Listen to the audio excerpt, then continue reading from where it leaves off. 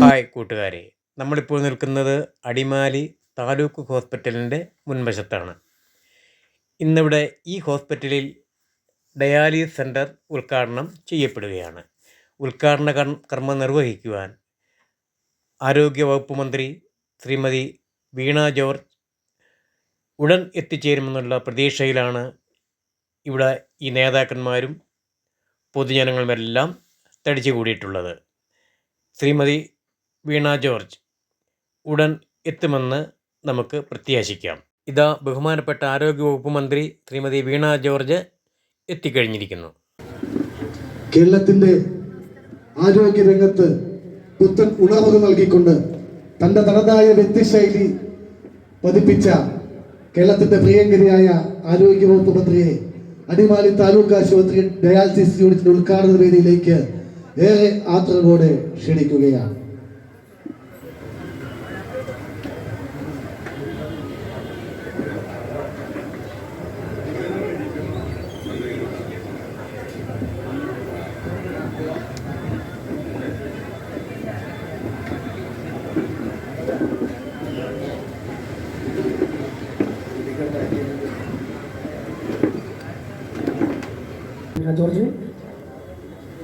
തുടർന്ന് ഈശ്വര പ്രാർത്ഥനയോടുകൂടി യോഗ നടപടികൾ ആരംഭിച്ചു.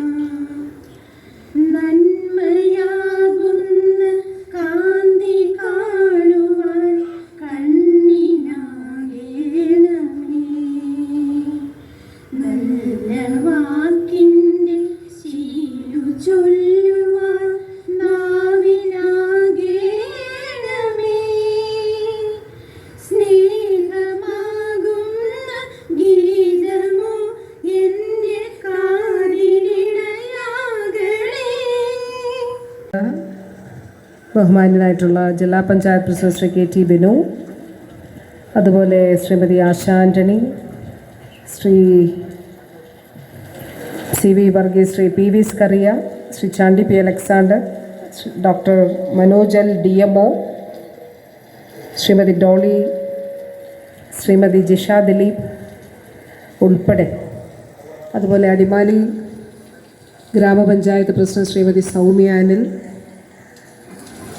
ശ്രീ VG പ്രതീഷ് കുമാർ, ശ്രീമതി ഷിബി എൽദോസ്, ശ്രീമതി രമ്യ റനീഷ്, ശ്രീ റോയിച്ചൽ കുന്നേൻ, ബാക്കി ഇവിടെ സന്നിഹിതരായിരിക്കുന്ന എല്ലാ ബഹുമാന്യരായിട്ടുള്ള ജനപ്രതിനിധികളും. ആരോഗ്യവകുപ്പ് പ്ലാൻ ഫണ്ടിനൊപ്പം 1,50,00,000 രൂപ കൂടി ഉപയോഗിച്ചുകൊണ്ടാണ് ഈ ഡയാലിസിസ് യൂണിറ്റ് സജ്ജമാക്കുന്നതിന് വേണ്ടിയിട്ടുള്ള ഉപകരണങ്ങൾ ഇവിടെ ബഹുമാനപ്പെട്ട ആരോഗ്യവകുപ്പ് മന്ത്രി ശ്രീമതി വീണ ജോർജ് അടിമാലി താലൂക്ക് ആശുപത്രിയിലെ ഡയാലിസിസ് സെൻറ്റർ പത്തിരി ദീപം കൊളുത്തി ഉദ്ഘാടന കർമ്മം നിർവഹിച്ചു.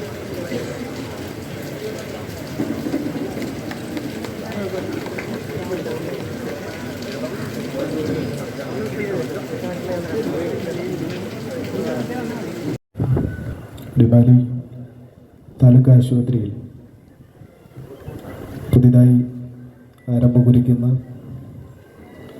ഡയാലിസിസ് യൂണിറ്റിൻ്റെ ഉദ്ഘാടന കർമ്മം നിർവഹിക്കാൻ എത്തിച്ചേർന്നിട്ടുള്ള തുടർന്ന് യോഗാധ്യക്ഷൻ ശ്രീ A. രാജ MLA, ആരോഗ്യ കുടുംബക്ഷേമ വകുപ്പ് മന്ത്രി ശ്രീമതി ഡയാലിസിസ് യൂണിറ്റിനെ പറ്റി വളരെ സരസമായി സംസാരിച്ചു. ഇനിയും നടപ്പാക്കേണ്ട പദ്ധതികളെ പറ്റിയും അദ്ദേഹം സംസാരിക്കുകയുണ്ടായി. തുടർന്ന് ആശുപത്രിയിലെ പരിമിതികളും ജീവനക്കാരുടെ പരിമിതികളുമെല്ലാം ബഹുമാനപ്പെട്ട മന്ത്രിയെ ധരിപ്പിച്ചു. ആശുപത്രിയിലെ സൂപ്രണ്ട് ഉദ്ഘാടനാനന്തരം ബഹുമാനപ്പെട്ട മന്ത്രി ഡയാലിസിസ് സെന്റർ നേരിട്ട് സന്ദർശിക്കുകയുണ്ടായി. MP